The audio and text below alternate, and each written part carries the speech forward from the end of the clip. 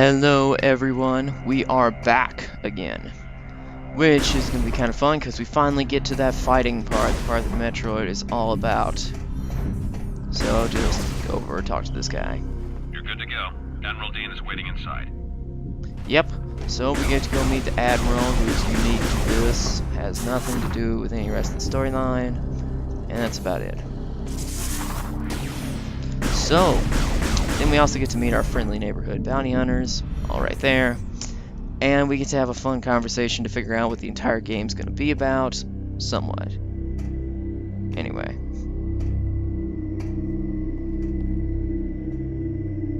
You look kind of familiar. Dendrita, enough. Friendly neighborhood shapeshifter. Looks like everyone's here now. Before I begin the briefing, let me introduce 242, the flagship's Aurora unit.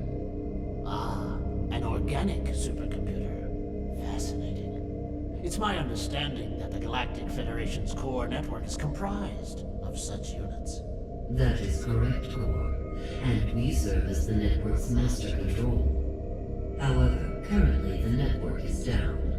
It just seems kind of weird that they're having like a system that's kind of like Mother Brain operate the entire network for them. But who cares? Seems inefficient. But necessary. You see, 7 days ago we discovered that all Aurora units were infected with an unknown virus. We were forced to bring the network down. Fortunately, our scientists were quickly able to devise a vaccine. Yeah, you know, vaccine, not kind of antibiotic kind of thing. Vaccine. So, Unit 242 was the first AU to receive the vaccine. We were able to completely purge the virus. so it worked, you know. It's, yeah, here's a little hint. The virus is phazon based. Where did this virus come from? We believe the virus is of space pirate origin. 4 months ago, the GFS Valhalla went missing while on a training mission in the Klar Nebula. The ship's logs revealed that they were attacked by a space pirate raiding vessel. Yep. What is the logic in disrupting a Federation training mission? They're pirates. How could they resist a prize like that?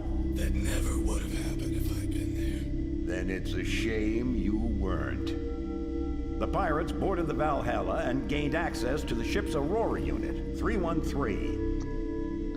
Also, we will be meeting him later in the game. This is how they were able to hack into the network and plant the virus.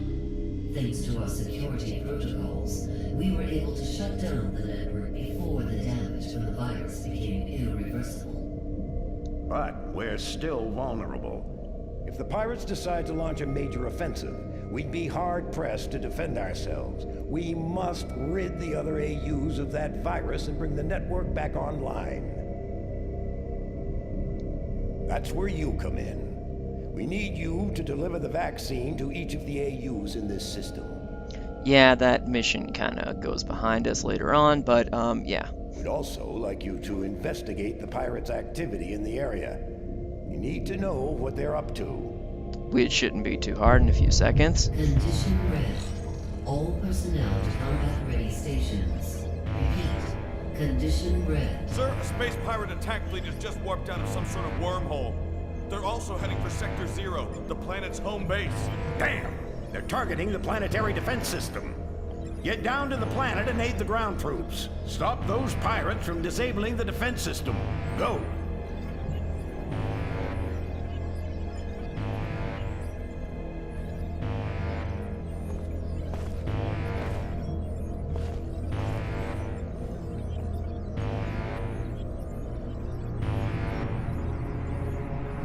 So as you see, Samus once again takes the silent route in this game, which I really like, you know, kind of like Jack Ryan and Bioshock and everything, which I think is pretty cool, just overall.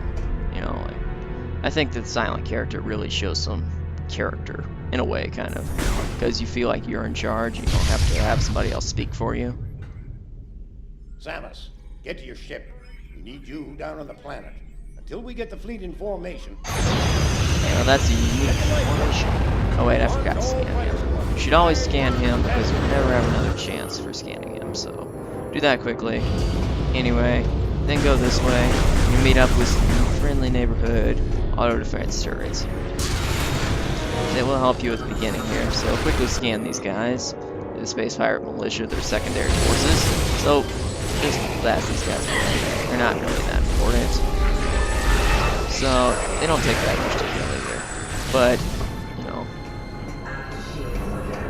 they can be hard to fight on your first one. So boarding vessel, always put yourself in front of the other troops because you can get a friend voucher for saving them. Let's see. Well, not really a friend voucher, I meant a blue credit. Anyway, so we can scan that, and scan these crabs if you want to, but then you can't save the guys, so kill the crabs. So then we go this way, trying to get back to our ship, docking bay, which I'm sure we'll do in a minute. But another failure. So quickly try to shoot this thing, which is pretty easy on the Wii, because, you know, one shoot thing. So we can't get back to our ship. That's what they said to talk to him. So let's go back this way. And pirates. More and more of them.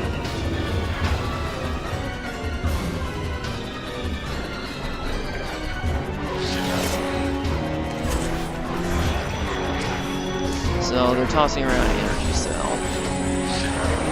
Which, you know, we can get away from them.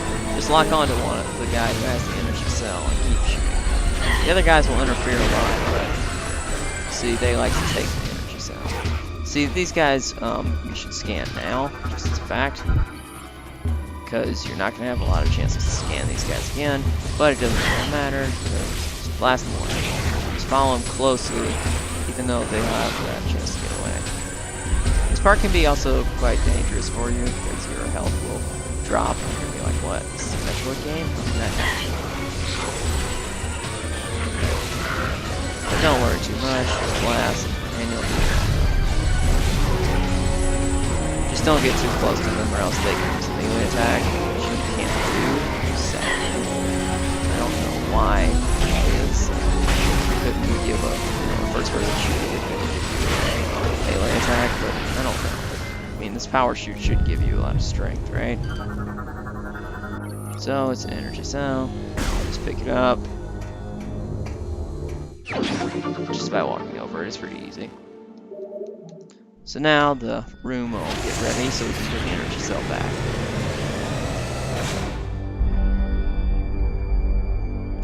And so you can easily do that, and the ship has power back.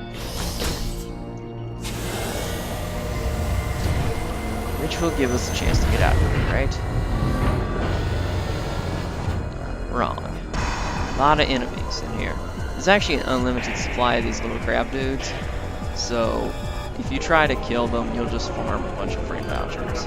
Which can be fun, but you can only get up to 1,000 of them, which will take some of the fun out. Now, we didn't scan this guy earlier, so let's scan him now. And he's a crawl tank, so that's one. Pretty easy, pretty basic. But these crawl tanks are appearing everywhere, which can get kind of annoying. So I was saying you can farm free vouchers by just shooting at it. And eventually, after a long time of fighting through these, like a few seconds, that'll happen. The guy will pop up, so just more call going, one little thing. So then go this way. That's another loading time. Alright, there's Roundus. Our best friend, obviously. So, go through here. And this is a mandatory energy tank, so grab it. Of course, you know, who doesn't want an energy tank? Unless you're going for like a 0% run, which you can't do in this game. Because you have to have it. This is a morph ball launcher, which is kind of fun. So then you can like launch at super high speeds. So then you're gonna want to scan this panel. It's the only way you're gonna get out of here. And there, it's online. So now we can just, you know, get out through the airlock. Actually, you should scan this thing first. I'm sorry. That'll give you the data about the morph ball, bomb slot. Some more research points.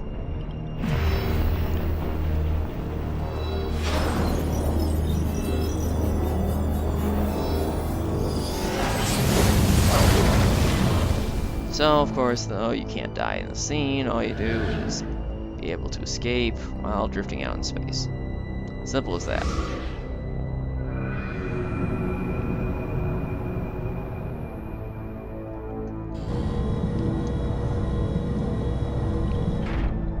Now it's time to get our first upgrade in the game, which is the missile launcher. I think it's like always been the missile launcher. I mean, with Prime 2 having to kill off the what's their name again? The dark splinters and stuff, so you could get to so that you could have your missile launcher. Then the original Prime game having to fight the Hive mecha thing. Anyway, all you gotta do is blast that all out of the way with a missile. So first we gotta get a missile, which you just gotta climb to the top of the roof, which is jump and try to avoid these guys. It doesn't really matter. They have plenty of energy, but just generally run past them. Use the space jump boots. It's pretty easy. So then once you're up there it is, missile launcher.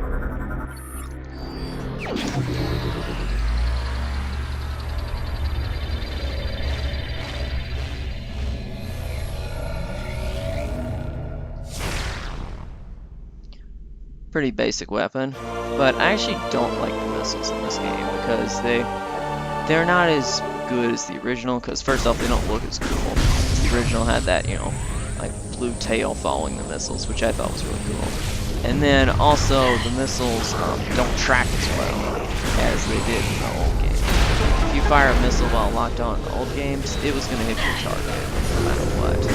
But the problem with the new game is that's no longer the case. Also, you should wait for this guy to come along because he'll be annoying if you don't do that, so just blast him. He's not important. And then we have new enemies. Let's see. They have a name, I just can't remember. I just call them the floating fish or whatever. So, these enemies have a really easy strategy. First off, there's the strategy they try to teach you, which is false. You should just shoot whichever one has their shield. Just roll under them. You'll take damage, but they'll all be completely destroyed for some reason. So, we know him, we know the drill, so just go in this room, which is a recharge station, a save station. So that next time in this walkthrough, we can fight the Berserker Lord. Giant space pirate dude. So, I think that's about it for this part. Part 3 should already be uploaded, so I'll see you guys next time, I guess.